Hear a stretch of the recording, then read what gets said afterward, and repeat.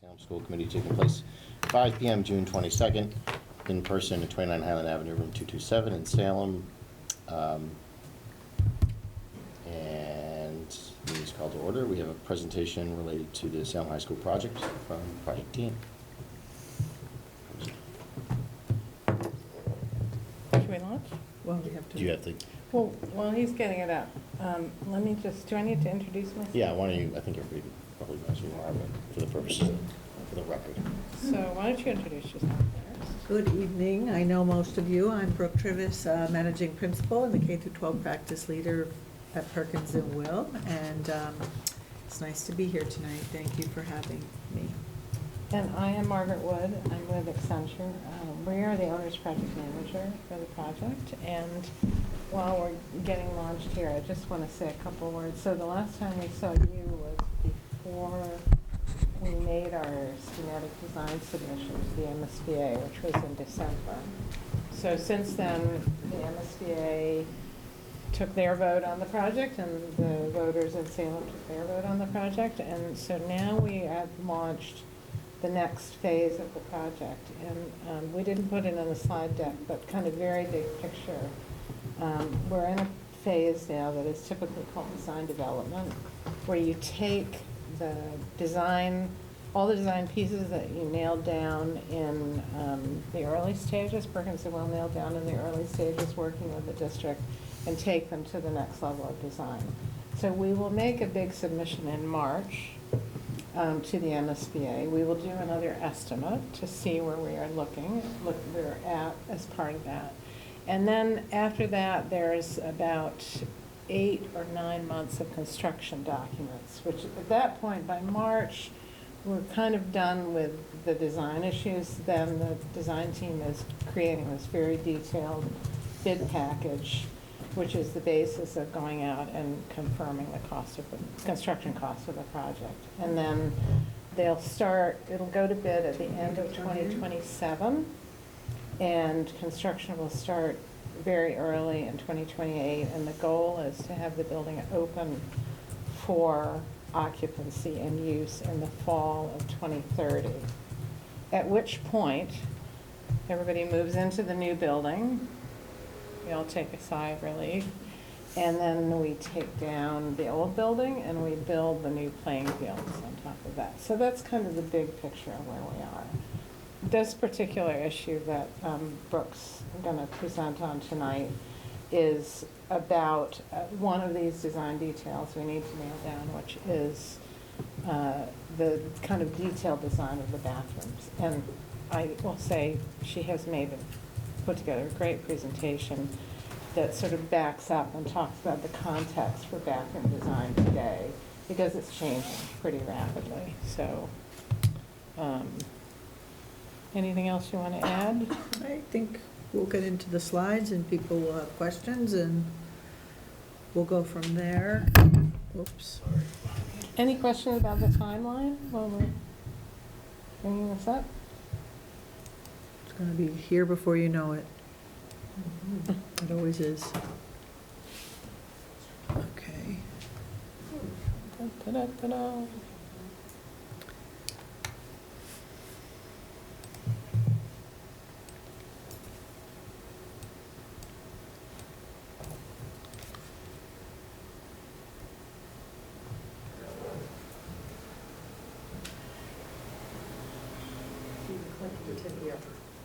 Oh, I am? Yeah.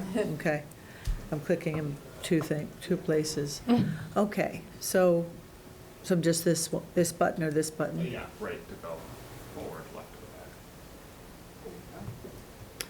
All right, so as Margaret said, we're going to talk about the restrooms tonight. We're going to look at some research, case studies, look at the current code because it has changed, looked at where these restrooms are located within the facility in the schematic design and now design development, show you more detailed layouts. So I think as I progress through this presentation, it will be pretty clear on what we're after here.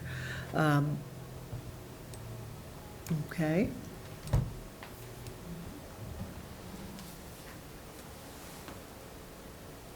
So we did do a survey, and just in general, most of the students preferred individual restrooms if they had a choice, 39%. We did have, which was remarkable, and I do want to shout out to Glenn, because we had 900 total respondents and 558 completed surveys, which is really unheard of in a survey, and it's because he stopped school and asked everyone to do it. And this I was tell last everyone fall, now, right? I tell everyone, that's how you do it. So that was what came out of that survey. That was one of the points. They wanted expanded capacity, and they said they have long lines that are crowded.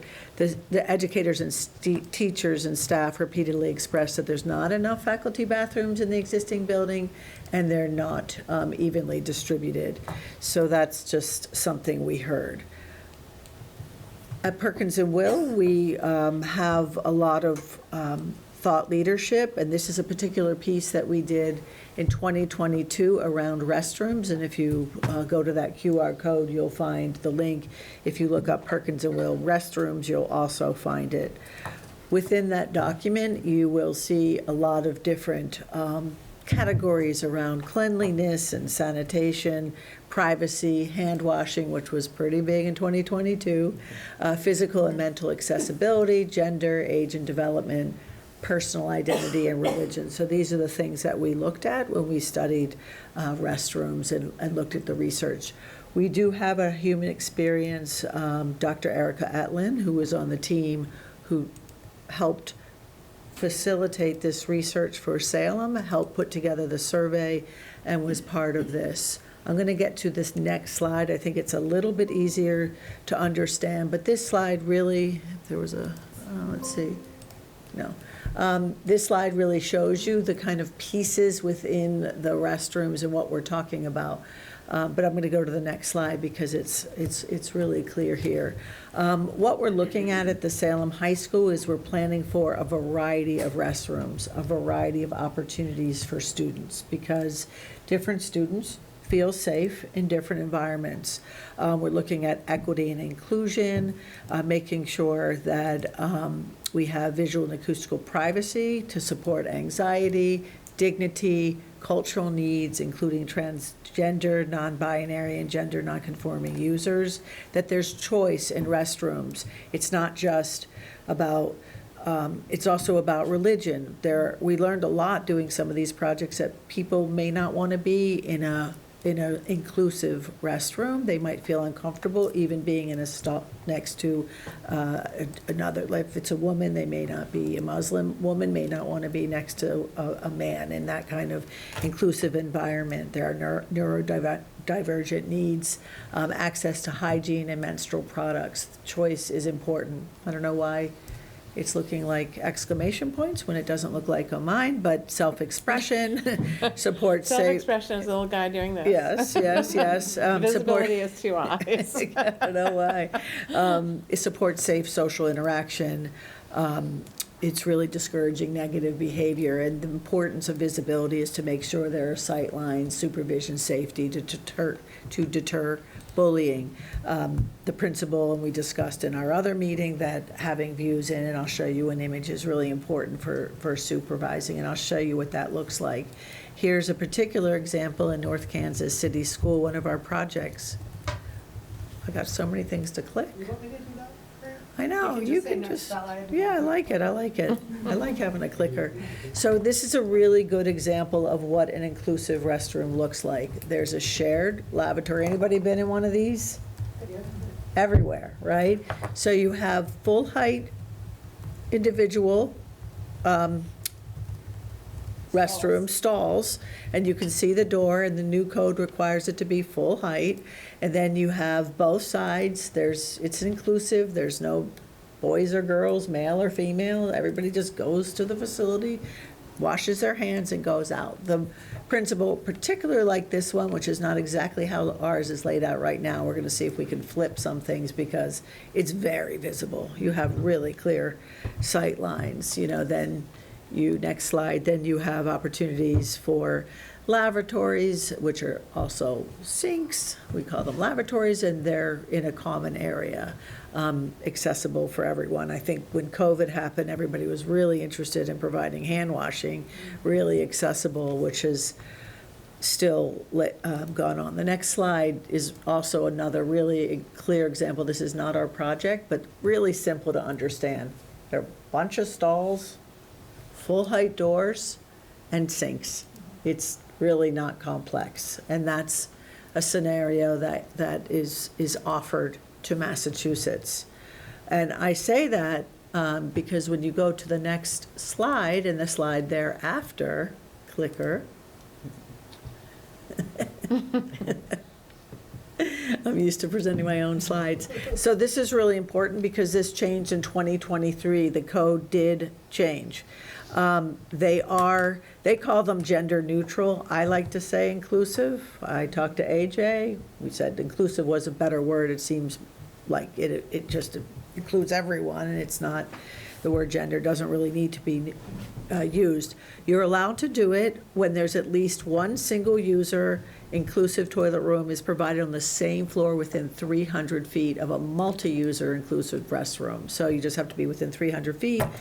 Each toilet in the room is provided with a lockable partition that extends from floor to ceiling. We know in another community, they undercut it about 3 inches. You know, I'm sure that could be fine. You have to satisfy the fixture count using inclusive restrooms, and gyms still require gender locker rooms. So that's, but you can have a little gender neutral or inclusive restroom nearby, and that's what we try to do, so a student can just slip into that inclusive area when they go to the locker room. So the next slide is other noteworthy changes. We went to the code and tried to get a variance from the plumbing board for the Stoneham High School. They didn't give it to us completely because we wanted to remove the urinals in the facilities. The code has since changed, so you multi-stall restrooms are not required to install urinals, and there's a lot more sinks, so we may need a little variance for, they have like so many sinks, and I think that was a response to COVID. So in the next couple of slides, we're going to show you, I don't want to get into all of this, but what I want you to get by this image is the fact that there are a lot of varieties and a lot of restrooms throughout the building. Most of the CTE spaces, or all of them, have their own restrooms. So if you look at Auto Maureen, you have 2 single users in the locker rooms, culinary the same. There's some for the student dressing rooms, there's 2 of them. There are faculty and staff toilets. Culinary has it, kitchen staff has 2, educators and staff in the administrative area on the north bar.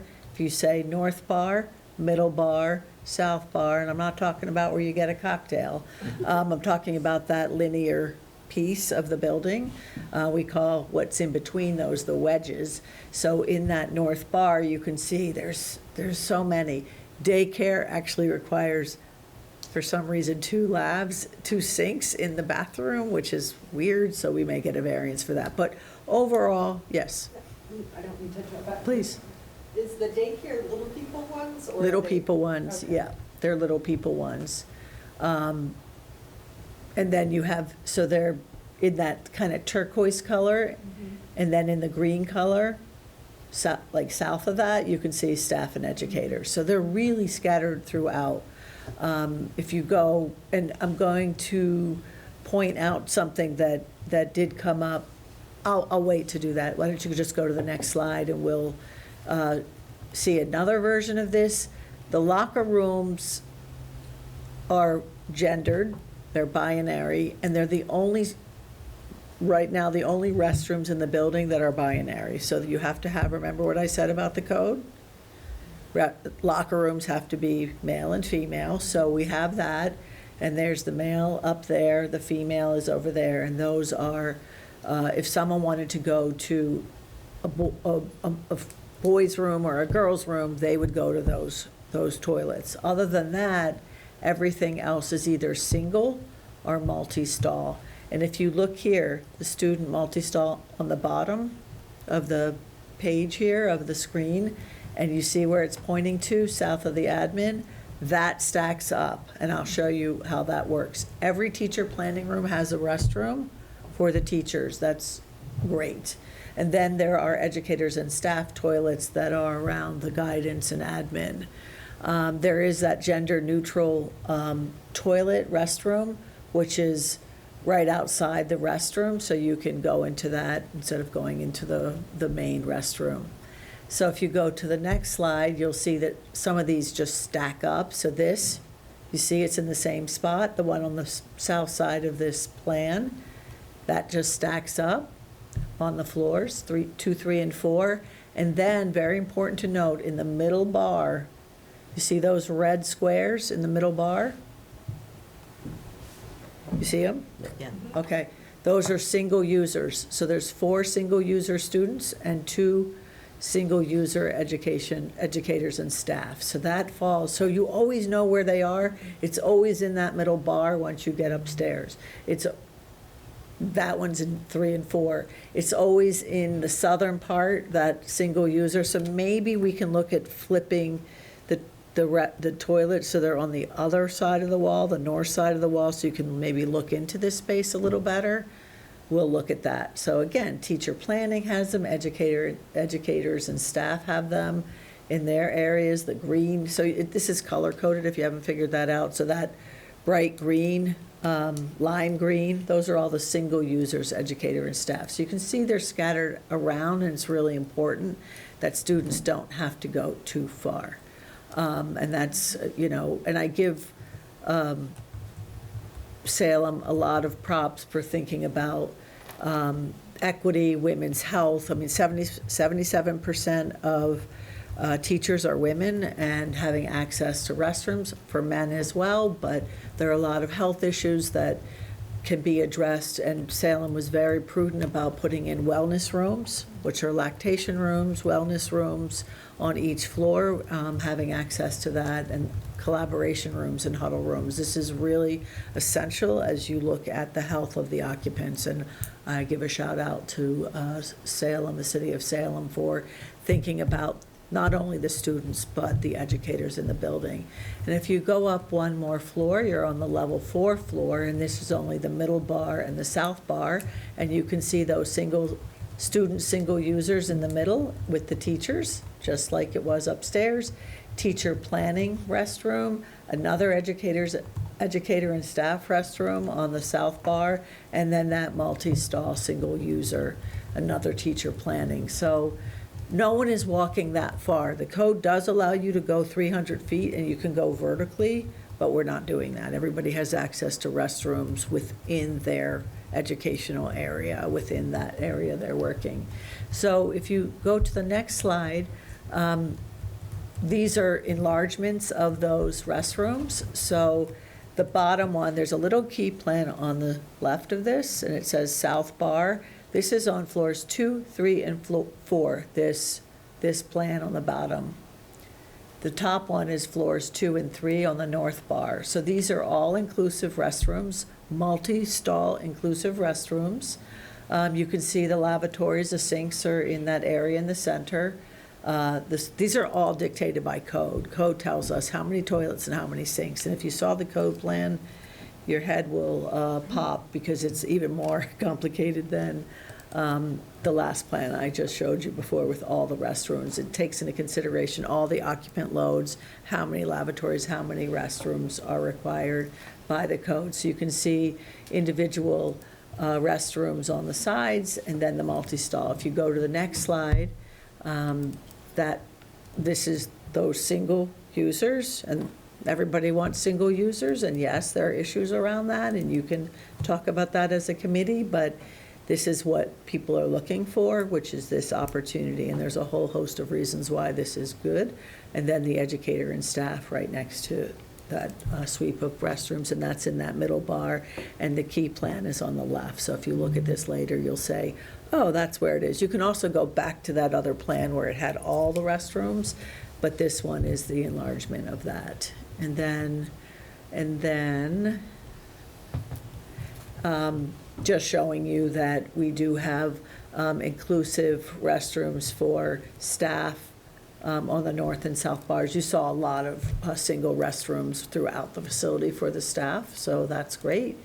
And that's near the assistant principal's office. The next slide.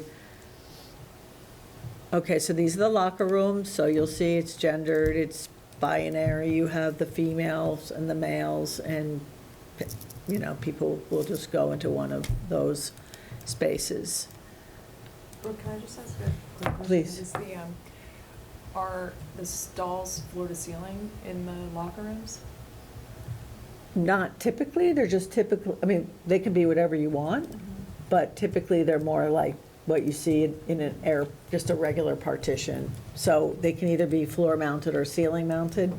We find a lot of people want them floor mounted because people like them ceiling mounted because it's really easy to clean, right? You take a mop and you clean, but then people are worried that you can kick down the partition. If it's mounted in the ceiling, it might be a little more vulnerable, or you have floor mounted and it's secured to the floor. But they're typically just a typical partition, just like you see in most places. We can make those floor to ceiling. It's not like there's any reason. Does the boys' bathroom have urinals in it? They don't. Okay. Thank you. They don't, they're not required, we don't have them that way, but like I said, this is really up. Obviously, those are the showers and can be changing rooms, so if someone wants to change in that little area, they can. There'll be a curtain. We don't have typically doors on those, it's typical curtain. What you'd see like in a YMCA, or you go to a gym, most likely what you're seeing. You can change that. You can say, I want full height partition, I want floor mounted, I want ceiling mounted. That is entirely your call. We're just showing you where we are right now for your feedback. And the last one, I believe, we did receive some feedback, or someone kind of said this along the way, and we said, okay, this is something we can look at. The gym is on the north side. See where D is on the key plan? And see where that bathroom is? We didn't have that door before, but someone asked us, could you put a door there and go right into that restroom from the gym? And it's also a restroom used for auditorium. And we looked at it and we were able to do it. So you have your ADA compliant restroom there on the north side. Then you have hand washing as you go out. We also have hand washing on the bottom with trash cans. So works, and it's good because you can really close down the building. Although we will say for the occupant load, this is size for 2,000 students at really for graduation. If you had 2,000 at graduation, but not a typical event, that would be an event which isn't simultaneous use. So there's what's called simultaneous use, and that means that we will size for the auditorium and the gym, but not graduation and a play. That's not going to happen. It will be, it'll be auditorium at the 750, the seats, and then the people the people on the stage, and then the gym was about 1350, and that's really where we are with those spaces. And that the stalls are designed around simultaneous use of the auditorium and the gym, but not during graduation.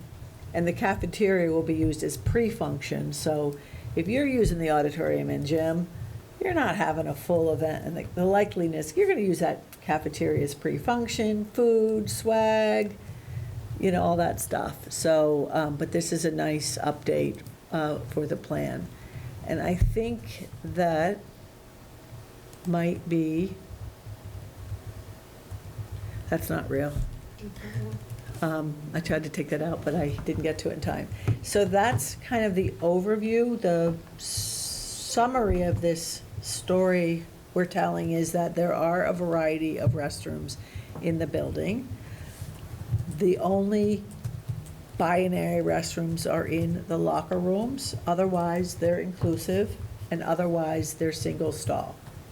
So that is the portfolio of restrooms that we currently have at the proposed new Salem High School.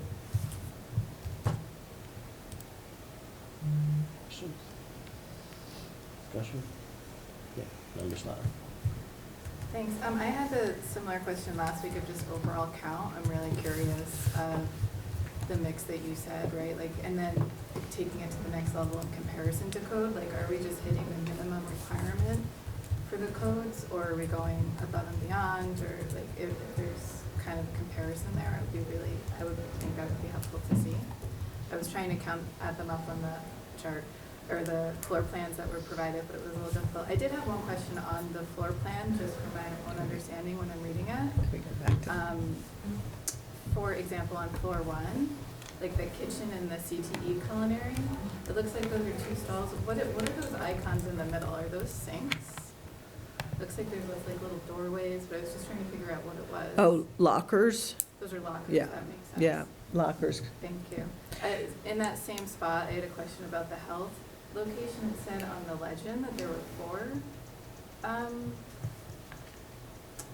four, it just had in parentheses four, North Shore Health Nurse, single user. But it looks like there's two on the floor plan, so I didn't know if that was. Yeah, there's definitely two, and there might be, I'm just looking to see, because there are definitely two in North Shore Health, for sure. We just finished that layout. And then there are two right below in that green color, just single users for faculty in that suite. So you're correct. That's what it is. So if it So the says, four would be a two yeah. in the parentheses. it should be two, North Shore Health is definitely two. Okay. And the other ones right below are educator and staff toilets for the suite.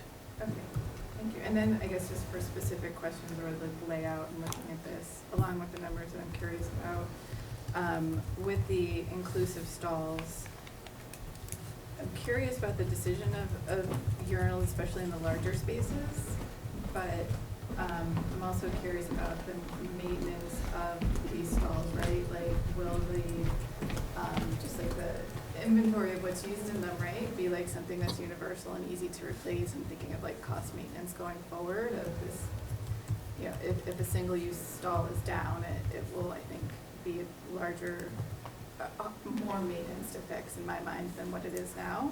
So I'm just curious about that design element, and then also what's inside of it, right? So because of the inclusivity of the stalls, will there be like disposal units available in each stall, menstrual products Yes. available in each stall? There has to be. And yeah, so I'm just curious about the costs and maintenance of those items. Is that all factored into, because I'm like, that doesn't happen now, and I'm assuming that will be an additional cost. I'm just. Oh, you're saying products in, not just disposal, but products in each individual. Well, I guess I'm curious what the plan is then. Yeah, for products. we wouldn't have products in each individual space. Your first question, I don't think we have more restrooms than we do now, and I think you really have to look at the distribution of restrooms, because it's very, you could say I have 5 and 5, but where they are and how people flow through the space to get to their classroom probably has a really profound impact. So, we're trying to put the restrooms close to where, if you look at this plan, there's a spine that arcs through the whole, maybe you go up one, it might be easier to see, that arcs through the plans, the 3 bars, it kind of skewers the 3 bars. And along that, we may be able to flip the north one on the north bar, those restrooms a little closer to the spine. So as you walk down into the classrooms, you're near a restroom. So we did look at this for you, and I can't tell you right now, we're finding that we have a lot more here, but it looks like they're really easy to get to. And, the number one priority the students indicated was they wanted them to be clean first.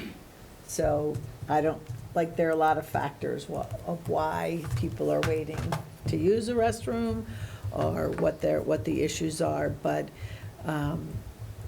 so that's that. The urinals, no urinals in the whole plan right now.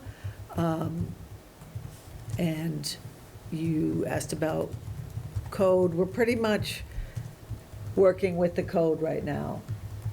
This is pretty much co-compliant. However, when you have like a simultaneous use, there will be restrooms that are technically required to be used by code that may not be directly adjacent to that particular space. Because in order to do that, it would look like a stadium, like you'd have so many restrooms. So the code plan will look like, if I'm in the simultaneous in the gym and the auditorium, there will be dotted restrooms throughout the building that would satisfy the code. I'll leave it there. And then in terms of maintenance, I'm not sure why a single restroom would require more maintenance. If a toilet's broken or a lab's broken, you have to fix it. Yes, you wouldn't use that space, but you wouldn't use that toilet if it broke in the multi-stall. I guess more I was thinking like the disposal baskets needing to be required now in every stall versus Right, now right. not. So just items like that, right? Yeah, yeah, that's real life. That's gonna be required because you have to make sure that every individual stall provides the opportunity for everyone. Mhm. If they started looking at where's the girls' one, then you defeated the whole purpose, right? Mhm. Yeah, so thank you for all that. I am definitely curious about the count. It would be helpful to. Yeah, I don't think you're gonna get what you're looking for in terms of thinking there's a lot more here. Mhm. But I do, No, yeah, Yeah, no, I mean, I'm literally just looking for the breakdown of the number, percentage of what is inclusive and what is gender specific. That's. Oh, okay. That's what I'm, yeah. Well, you don't have inclusive restrooms now. No, Right, so I guess what isn't. Well, the like, only I was ones- trying to count it on the plan. Right, It's a little and- hard to do that. right, well, right, we can do that, because the only gender-specific restrooms you have are in the locker room areas. Correct. So, I could count 4 girls, 4 boys, 4 male, 4 female. But Meg, I don't think you're trying to compare it to the existing building. Your question is, how does the code, what does the code say about the number? And then within that, What do we have? what's this breakdown of Yeah. inclusive? We're really working within the code.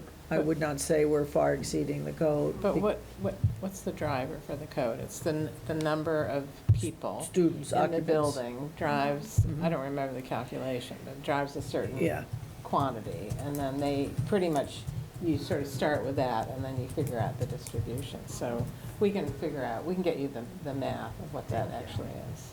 yeah, Um, that's easy. And I just have one last question, sorry, about the placement. It was, the question was raised at the building committee about, and you spoke to like, events going on and having to open additional ones. It made me think about outside events, so events that are going on these new athletic fields that we have. Is there a plan to open up like a local or the closest facilities, I guess, to the entrance seem kind of further back?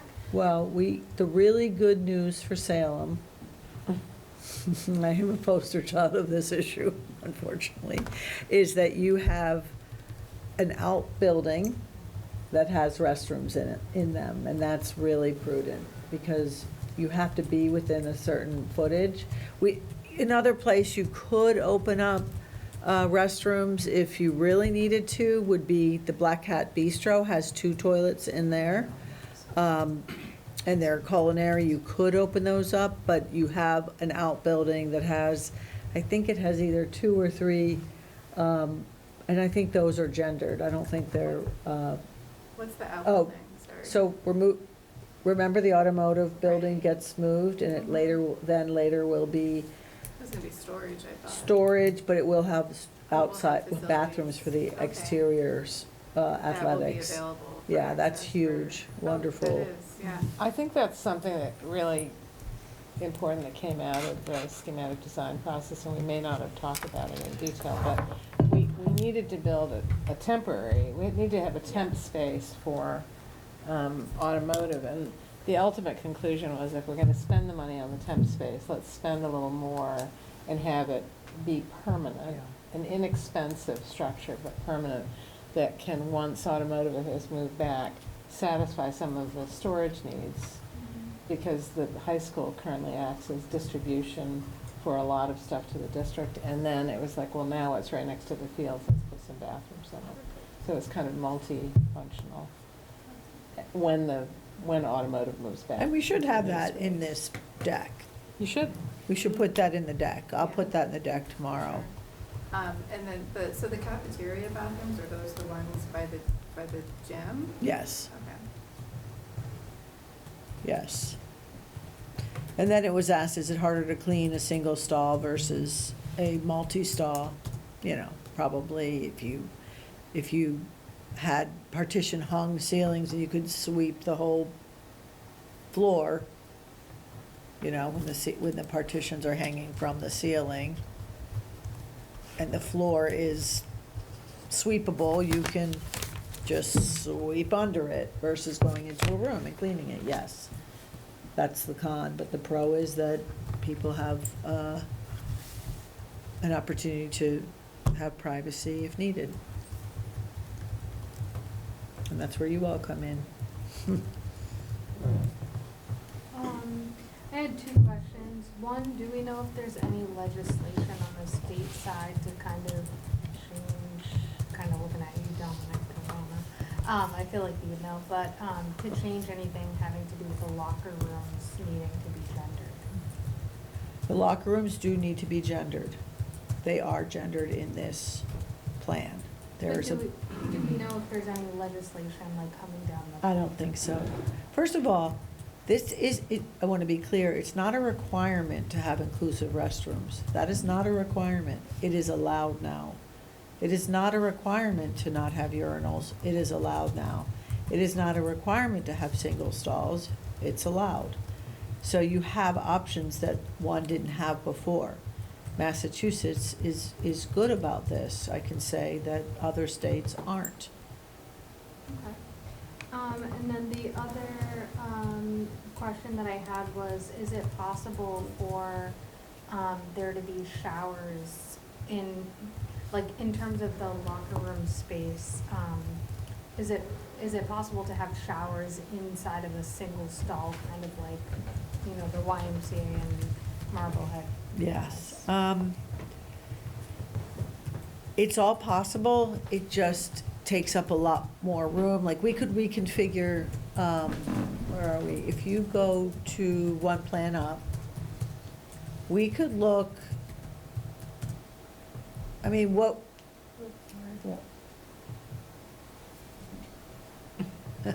Okay, so if you look at the male locker room, horizontal configuration, behind it are showers. If we took all of that space and combined it, we may be able, we'd have to meet the count for those restrooms. We may be able to come up with at least, I mean, maybe not all of them, but maybe some of them. We could definitely look at that if that's something that interests you all. Okay, and just so I'm clear, you're saying that the state requires us to have gendered.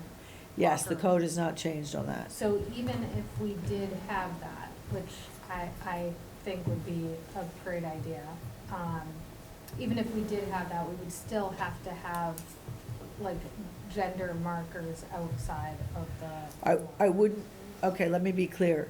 What I was saying was, on the boys' side, on the left, we would take the square footage for the showers,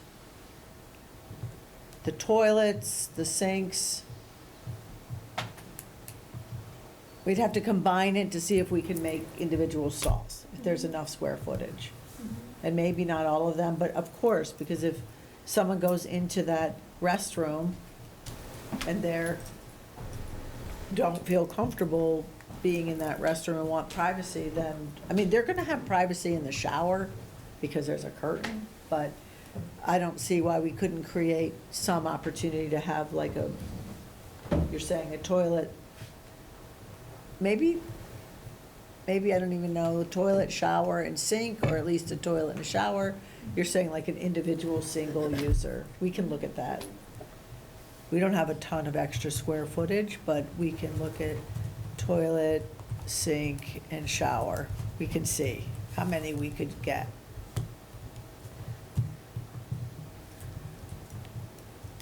Because we do, I was gonna ask. Yeah. I just have a follow-up question to Veronica. Is there what's the,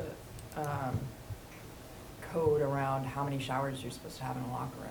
Is I there a don't number? think it has, I don't think there's a particular count, Mhm. believe it or not. I do believe it, because kids don't really shower. Right.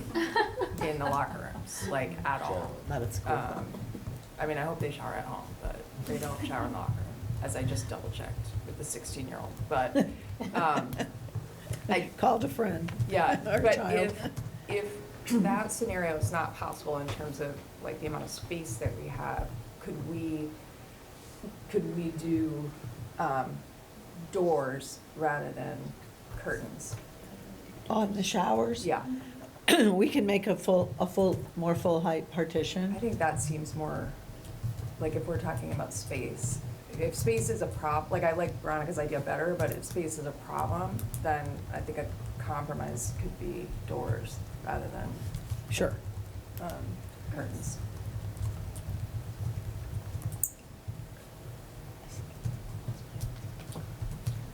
I also would be in support of floor-to-ceiling bathrooms in the locker rooms. Floor to ceiling doors Mhm. in the bathrooms in the. In the locker rooms. Is there any code around how many bathrooms have to be in there in a locker room? Yes. Well, we have a count per occupant load, Got it, so we're trying to okay. satisfy that count. So you're looking at floor to ceiling doors at the toilets, I think it's good too, just for consistency's sake, like this is what we have right? everywhere.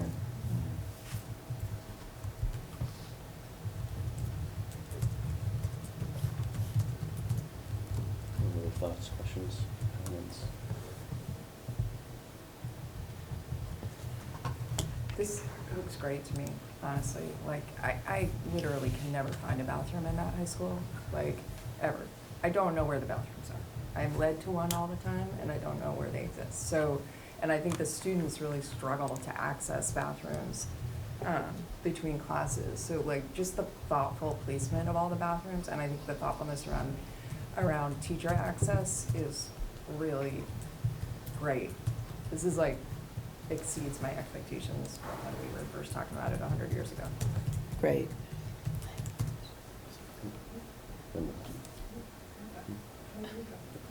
I have one, like, it's gonna sound weird, but the locks on the doors, for instance, we have a lock on the gender neutral bathroom here, and if you, don't unlock it, it locks the bathroom door, and then they have to go searching for a teacher to unlock the door.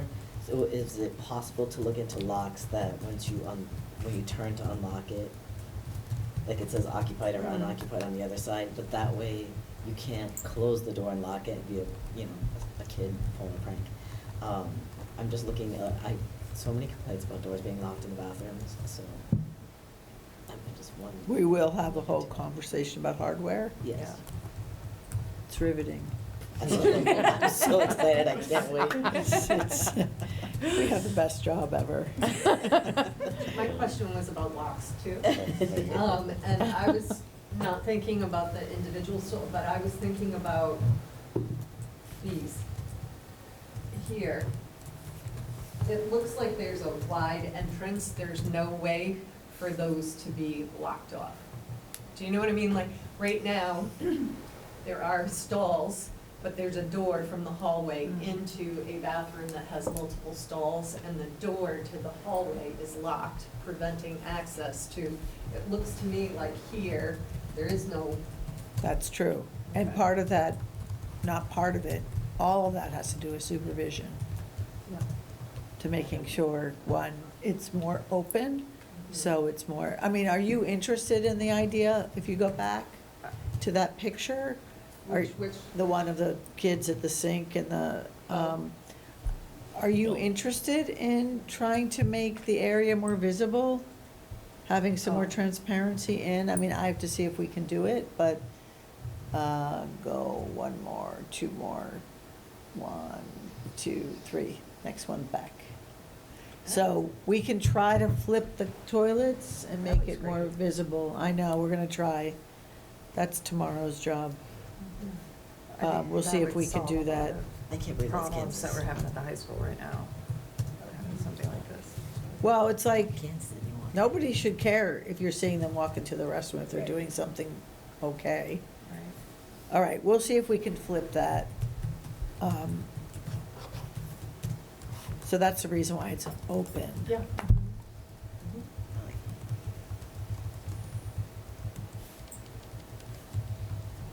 I had a question. Yes? And I should have asked you this on Thursday. It's fine. At the building committee. But in the placement of the bathrooms, I haven't thought to ask about the student presence in each of those, whatever the Bars, bars yeah. is. So there are 2 in the auto and marine for CTE.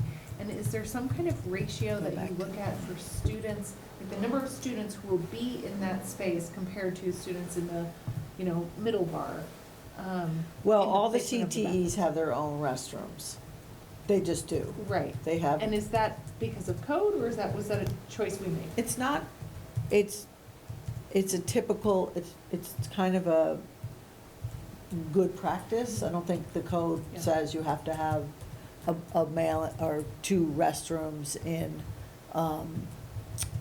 auto marine or culinary, but, maybe culinary, but no, but we do it because it's good practice and it's kind of a standard, and it counts towards the code, Got it. towards the plumbing count. I think it makes sense to do it that way, but I'm just wondering, like, during the day, where are most of the students going to be?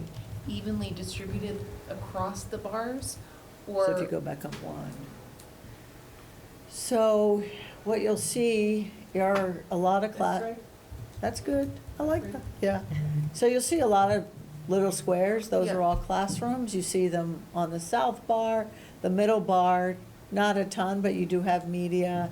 You have the locker room, so it'll satisfy a lot of the count for the gym, because remember, the locker room's on the 2nd floor, and you go down that stair to get to the gym. And then the north bar, you have that student multi-salt and single user along the north bar. So I think it's pretty distributed. Then you have Medisys, there's one. Special ed has their own, Stride. So they're really kind of throughout. It feels pretty well distributed. Take a look at this after and but, there is an opportunity where we might be able to, I don't want to make any promises, but maybe it makes sense to shift that north restroom a little south, so they're all falling on the spine. You don't have to go deeper into that bar to get to it, may make sense. So everybody knows if you're walking along that spine, you will have a restroom on the south one, and if you go up one, and there's kind of more of a pattern. And if you move that north one a little to the south, I think that's a mechanical shaft. If we can flip those, that might work, and that may be a good thing to do. So we can look at that.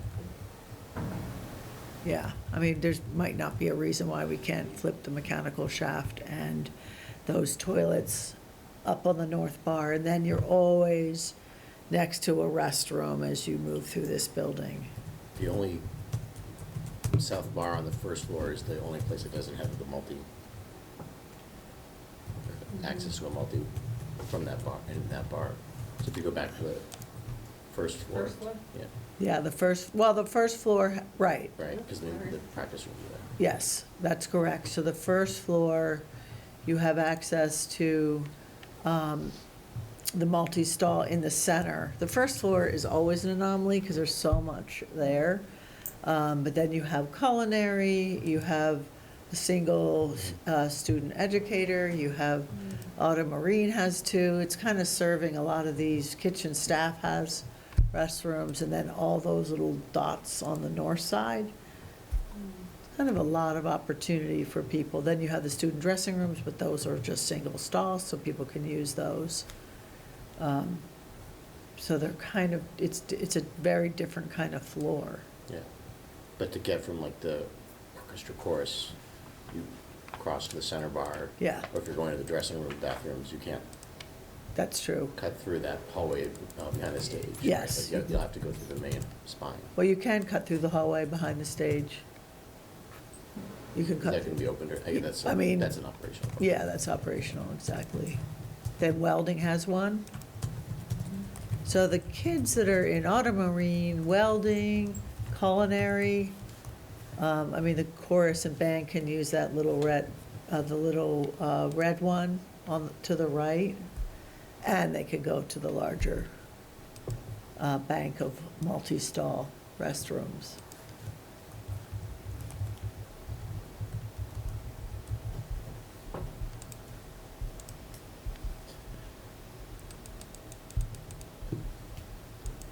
So that 5-minute time limit might work, that they're giving to use the bathroom. Any other questions? Yeah, understand. Thank you. I just had a question around process. Like, I know this is here as a special meeting. I was told there was no vote on this. Is there ever a vote or anything? Like, what are the next steps here, I guess, with the conversation? I don't think there's like formally a vote. I think the team's looking for just some guidance and the impressions of the committee, which I don't know if this has been helpful for you. But. It's always Yeah, helpful. And of course. You can see Brooks redesigning things as she goes. So Yeah. it's always good to I mean, have we a have things to do discussion. that I think will make it even better. I think for us, this is a progressive approach. Salem is a progressive community, so I'm not surprised that you are trying to provide equity and inclusion for all occupants of this new high school and provide them with a variety of opportunities for the restrooms. I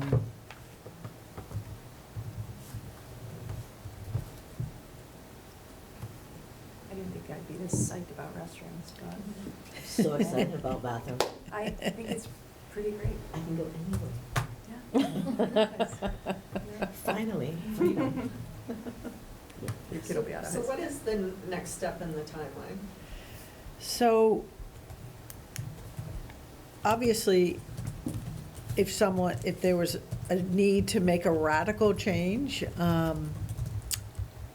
we could probably do it within the footprint of what we have. So, we're not that worried about, we are basically getting kind of the thumbs up from the building committee and from you, it appears. And if others chime in after watching this and you have community feedback, that's fine. Ultimately, someone will have to make the decision on exactly how we proceed, if this is a go or no go. And I would say, by the end of the summer, I mean, we always want decisions sooner than later. That's because we know. want, because it affects, so I represent probably over 200 people on the design team that are impacted by these decisions. So do you think the plumbing consultant wants to know about this? Right. They all want to work linearly, they're just, when we come in like 2 months and say, okay, we're ripping it all out, we're redoing that, they're not that happy. It happens, but we like to try to not avoid that from happening, so I think it's better to know we're in the right direction and,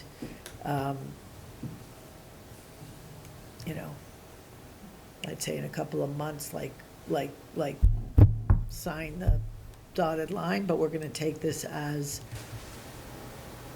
keep going, right? Yeah. Can I just add to that? So, yes, and I am, and I know you guys know this, but I am still really curious. Yeah, we'll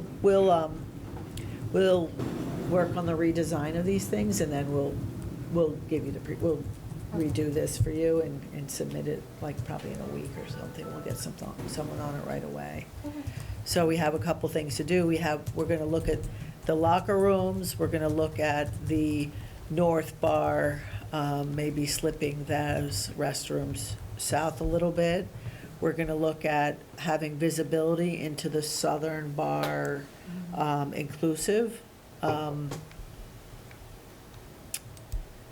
And we're surely gonna keep thinking about locks, because, you know, and I think. Riveting. I think those were, The shower. and then, yeah, well, the showers, so we're gonna, yes, of course, the showers. The showers in the locker room. And then a comparison between existing and proposed, but I can tell you from what we have so far, there isn't a significant increase, but you also have a bigger building. And I would argue where they're placed. So we'll give you the data, you might not like it, but I would suggest looking at the plans, because if you know where the bathrooms are, it's gonna be a lot more useful than wandering around looking for something, right? Literally my life in that high school. I think the orientation issue is huge. Yeah. Like, this building will be easy to get around because of the way it's laid out. But the primary restrooms that'll be used on the first floor are those ones in the center for the gym. Primary. And they're across the cafeteria from the main entrance. Yes. Not adjacent to the main entrance, like right at the main entrance. Yes. Alright. Anything else? Anything else? Thank you for your Thank you so time. much. Thank you. Thanks for making time. Thank you. Motion to adjourn? I'll second. All in favor? Or, sorry, under discussion. Seeing none, really all in hungry. favor, all opposed? Thank you, everybody. Thank you. So we'll look at these.